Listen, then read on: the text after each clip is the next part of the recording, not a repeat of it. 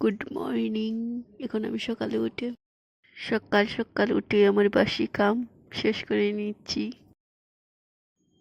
সকাল সকাল কামটি না করলে বাসি কাম আজ তো দুপুরের জন্য রয়ে যায়, এর জন্য আমি তাড়াতাড়ি এটা মুছে নিচ্ছি। টাকা বুঝেও দেবো, ভাবছি কী করা যায়। এখন এইটা করে রান্না বসাতে হবে, রান্না বসিয়ে আজকে নিরামিষ করতে হবে কিছু।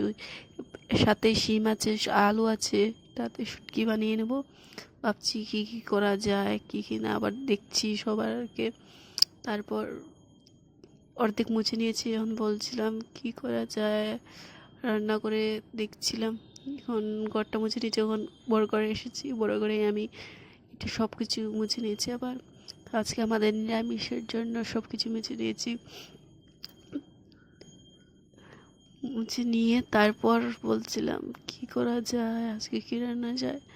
স্নান করে এখন ঠাকুর পূজা দিয়ে দিব, দিয়ে তারপর বাবা যাক কী করা যায়।